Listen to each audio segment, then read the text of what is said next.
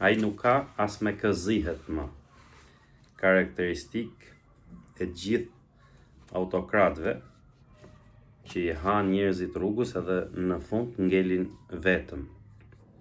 Ngelin vetëm ose ngelin me njerëz banal. E kam fjalën për Edi Ramën. Se me që dje sot jeni mbush me lajme për sherrin që vazhdon mes Ramës edhe Elisa Spiropalit. Me dëshirën e madhe për të përfshi edhe të zotit Erion Braçe, po që si avar as kush as Rama as Elisa. Se si që duket ja kam pila unë gjithë ati e din se qa është, vetëm kështu në për media ka pas ekzistu akoma një re që ai shihej si socialist. Po desha dal ke tema, shifenin qa situata është sot Edi Rama, ose më saktë në çfarë situate është Partia Socialiste. Udhëheqësi i madh i saj, i lavdishëm, nuk ka më me kë zihet. Ka arrit puna që të zihet me Elisa Spiropalin, edhe me kë mund zihet tjetër ai aty me Damian Gjiknurin edhe. Ndërkohë që vite më parë ajo parti kishte debat. Ky idioti zihej për ide, pra zihej për mendim, zihej për qasje që do të kishte Partia Socialiste. Sot këto nuk ekzistojnë asnjëra, se me Elisën zihen kotaj. Zihej me Arben Malajn, me Arta Daden, kujun, e Temrukën, kë ka pas tjetër aty, Marko Bellon, të ndjerin Andis Harasani, erdi duke u përshkallëzu, filloi pastaj me këto tjerët, me Irena Beqirajn, me Prisida Shehajn, të fundit që kanë pas një zë oponent me thelb brenda Partisë Socialiste. Pas Beqirajt, Irena Beqirajt, Prisida Shehajt edhe ndoshta po e fus edhe Ditmir Bushatin këtu, aty nuk ka mosh, ka ngel me uzon me fëmit. Ka ngel me uzon me njerëz qesharak, si puna e Elisës. Apo me kriju debate shtert me Servila, si Erion Braçe, cilit sot i doli një lajm që nga që postoi një status Facebook, doli si Servil i pështir atje që thoshte nuk pati sherr tje në mbledhjen e Partisë Socialiste. Pas atij statusi me një herë aty ku kishte mundësi në për mediat e veta, shpërndau një lajm Erion Braçe sfidon Ramën të kërkojnë Bashkinë e Tiranës. Domethënë edhe Bashkia e Tiranës nga këtu, që e pat me njëri 2 metrosh, mendon Braçe se do të çojnë këtu, që s'ka shans me çuaj Edi Rama atje atë. Por ky është shkatrim i vërtet. Pra ta çosh Partinë Socialiste në këtë deregje që sherri më i madh aty të jetë mes Elisës, që i thërriste Edi Ramës Skënderbe, edhe Edi Ramës që e pati ngrit në qiell Elisën si intelektuale të madhe që s'dinte kush e ka shkruajt Don Kishotin. Kush do i thot Ramës tani aty? Për shembull, kush do e kundërshtojnë për çështje parimore? Pra që ti thot ore i premtuam në pasaportën europianëve shqiptarëve, po. Pse ke shku tani? Pse kërkon në Europë kohë? Dhe nuk ka kërku pak kohë, po ka kërku 10 deri 20 vjet kohë për plotësu kushtet për të futur në Europë. Ky që premtonte pasaportën europiane, këto që po them janë të dhëna, nuk janë kështu llafe. Kërkonte thoshet në 2027 mbyllim grup kapitull, në 2028 hapim ato dialogun me këtë të BE-s, edhe pastaj tha në 2030 na hym të denjë në Europë, të marrin pasaportën, edhe lukunia e ignorantëve bërtisjen, garthisjen në për mitingje. Ka bëj dokument në fushat. Ka bëj dokument si lezohet, kjo kështu. Ka bëj dokument që thoshte se në edhe ka shkruajt këtu, i ka shkruajt vetë, ja ku keni 2027, 2028, në dokument thot deri në vitin 2027, ky është premtimi i Edi Ramës. Deri në 2027 mbyllim negociatat, 2028 nënshkruajmë traktatin e anëtarësimit dhe në 2030 Shqipëria hyn me dinjitet në familjen europiane dhe ju do merrni atë pasaportën. Një dokument 55 faqesh, mashtrim total. Tani nga dokumentet që kishte nxjerr prap kjo faqja investiguese faktoje pikal, Shqipëria ka kërkuar shtesë për përmbushjen e kushteve. Ka kërkuar shtesë për 33 kapitujt që nuk mundet do t'i mbyll. Unë e kam thënë edhe herë tjera, me sigurinë ushqimore, Shqipëria mund të krahasohet me një vend botës tretë, po me Bashkimin Evropian nuk ka kurse si. Pra vetëm për dyqanet e mishit, dyqanet e frutave perimeve, dyqanet e bylmetit, nga hyrja e produktit nga dera e pasme e dyqanit deri në dalje te blersi, Kroacisë më janë kanë vonuar 6-7 vjet. A Kroacisë ai një nga këto vende të Slovenisë, po Kroacisë, ose Slovenisë ose Kroacisë, çrësi ka, sepse nuk i plotësojnë. Edhe ky e di që si plotëson, se i kanë thënë, ka bërë dhe një audit KLSH-ja, që kanë nxjerrë pa problematikat në drejtimin e aftësive garantuese të sigurisë ushqimore nga institucionet përgjegjëse. Pra, institucionet përgjegjëse që merren me sigurinë ushqimore në Shqipëri janë në gjendje të mjerueshme, sepse janë politizuar, këtë e ka bërë që kur ka ardhur në pushtet, i politizoi, mani më atëherë pa t'i vu një ushtarak drejtora e uje ky. Tani ka vu Blerina Gjylametin, e merr vesh, e cila vetëm ndryshim që ka nga paraardhësit e saj është se ti të bëjnë mirë propagandë edhe fut ca lajme nëpër media u kapën kaq ton këtu e kaq ton aty. Por që vetë ky nuk plotson, është i vetëdijshëm që nuk plotson asnjë kusht, edhe ja ka çuar me dokument edhe Bashkimit e Evropian, që i thotë ne nuk i plotsojmë dot këto, edhe na duhet të paktën një 20 vjet, 10 deri 20 vjet kohë. Atëherë, mbetjet e paketimit, për një nga kërkesat, për përmbushur gjitha detyrimet, për menaxhimin e mbetjeve, të paketimit, produkteve, vendi ynë kërkon edhe 10 vite tjera, nëse anëtarësimi në familjen europiane do të realizohet në 2030. Shqipëria ka kërkuar një periudhë tranzitore. Atë që kërkon ky që thotë nuk do të futem në Europë. Pra, ky s'plotson asikush. Ky thotë, u ka thënë atyre që doni më fut kështu qyl, hajde më fusni, po për kushte, unë dua 20 vjet plotësoj kushtet. Ujërat e zeza, trajtimin e ujërave të zeza, Shqipëria nuk e përmbush dot para vitit 2050. Shihni këtë? Pra, një 100 milion euro i kanë hënë Tiranë këta me projekte, ky me Erion Velie, që kur ka qenë ky kryetar bashkie erdhi Velia i mrapa, edhe deri sot kanë ik 70 deri në 100 milion euro për një impjant të trajtimit të ujërave të zeza. Sot Tirana është kryeqyteti vetëm në Europë që i kalon përmes një lum muti, siç është lumi i Lanës. Emigrantët ndoshta nuk e kuptojnë këtë që po them unë, edhe mund të duket e egzageruar bashkëkombësit tonë që jetojnë në vende dinjitoze të Europës, por ne që jetojmë çdo ditë këtu, këta që jetojnë çdo ditë këtu e dinë shumë mirë se çfarë po them edhe që është e vërtetë. Pra, kush do e kundërshtojnë Edi Ramën mbrenda Partisë Socialiste për këto mashtrime që ka bë? Se përpara kishte njerëz me dinjitet, njerëz që kishin mendim, pra se që një lëvizja për mendimin ndryshe, me vërtet kishin mendim.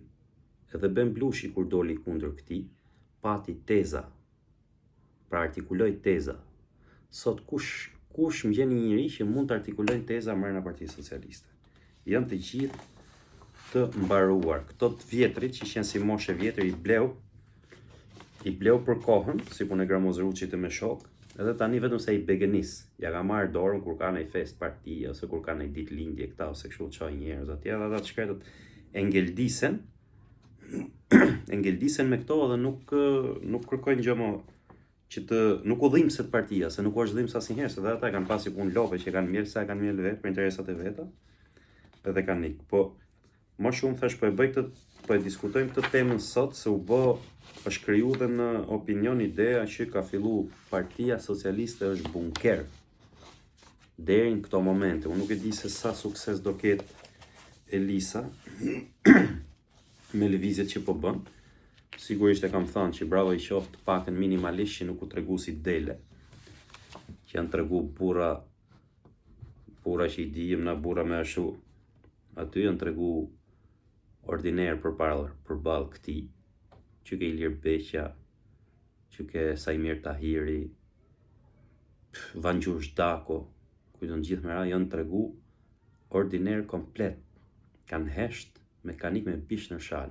Elisa të paktën nuk po ja pranon. Ai ka për ta fshi Elisën, se ka dhe njerëz që mendojnë që po bën lojë, janë të kombinuar bashkë, se nga që bo për herë Rama për këto, për të kontrolluar narrativën publike, bën nga këto lojra. Mendojnë njerëzit që është duke bo lojë me Elisën, nuk është duke bo lojë.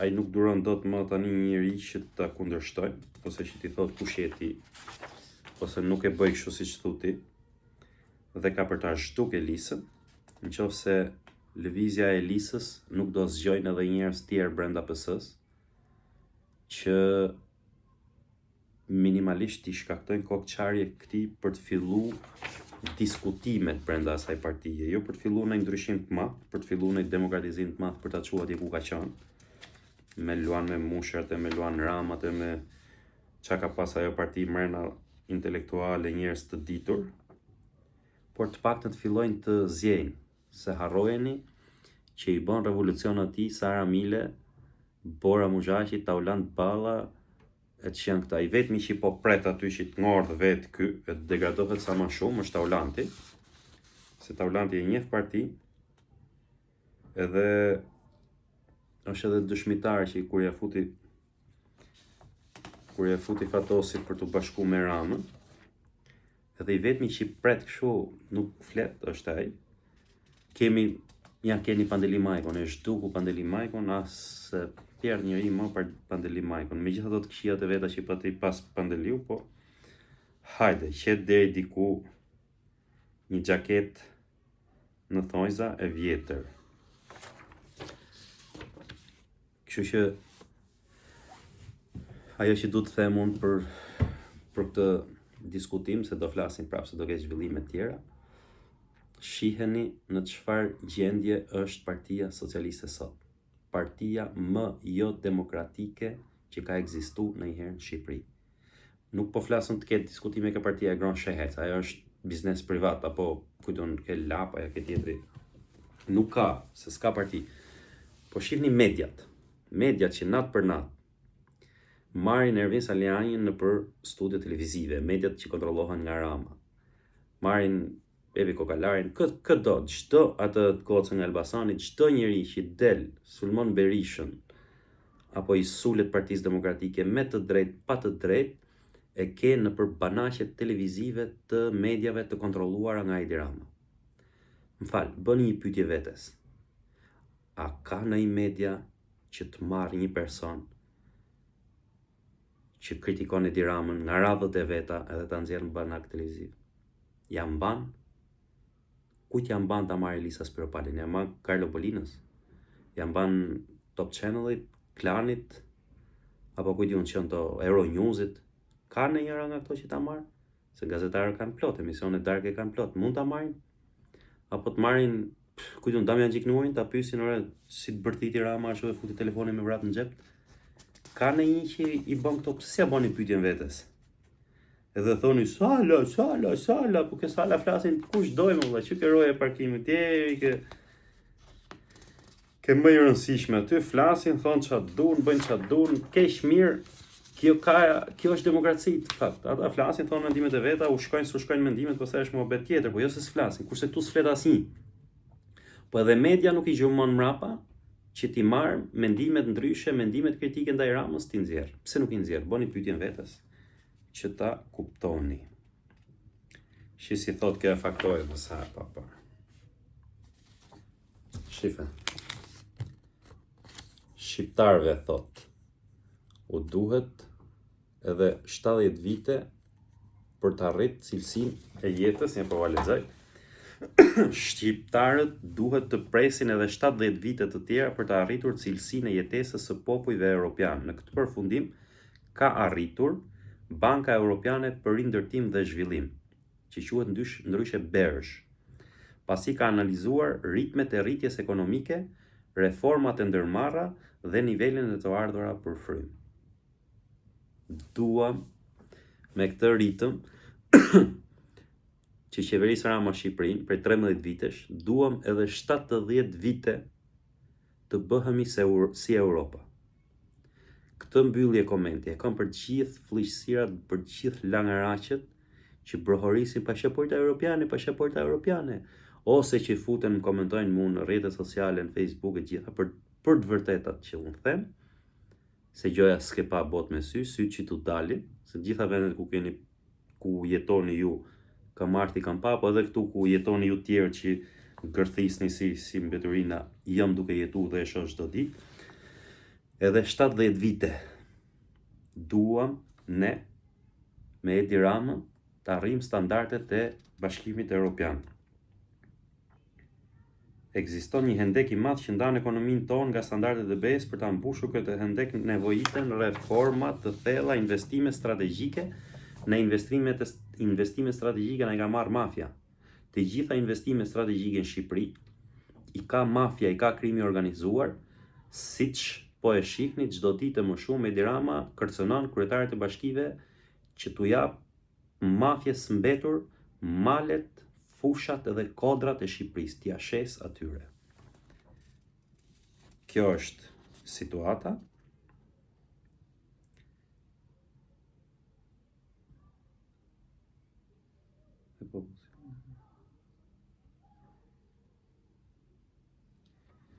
Kështu që po të kishte pëse një parti demokratike, po të ishte një parti demokratike, po të ishte një parti me zëra ndryshëm, ajo ka pas aty ekonomist, ka pas mjek, ka pas arsimtar që t'i kërkojnë llogari këtij.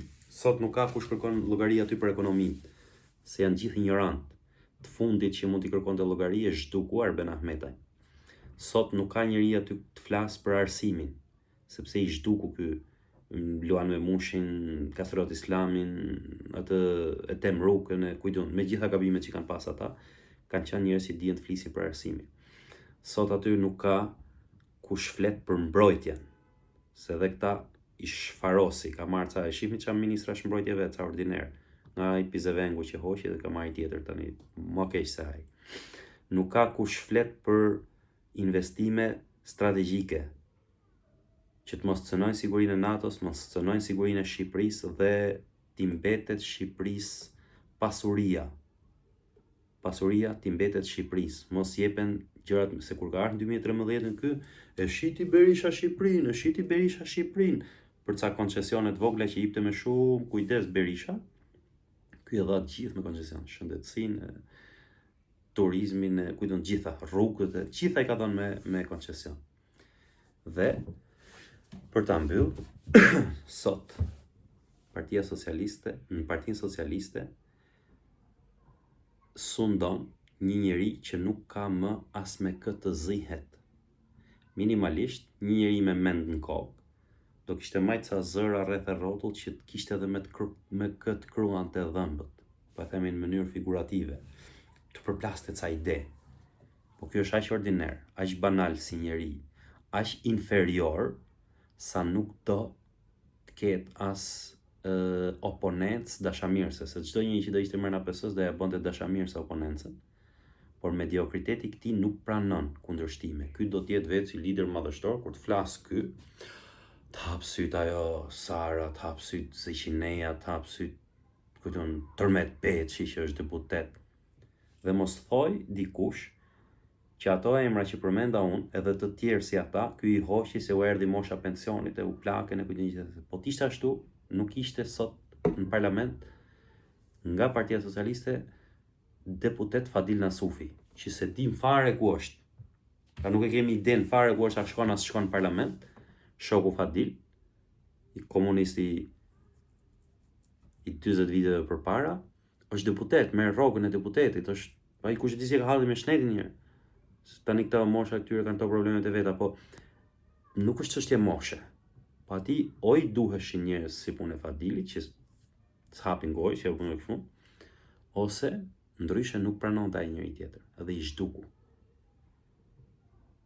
Mos marrësh edhe një njeri, edhe në shoqërinë, përpiqemi të kemi nga një shok që mos na thotë gjithmonë po, urdhë, si urdhë.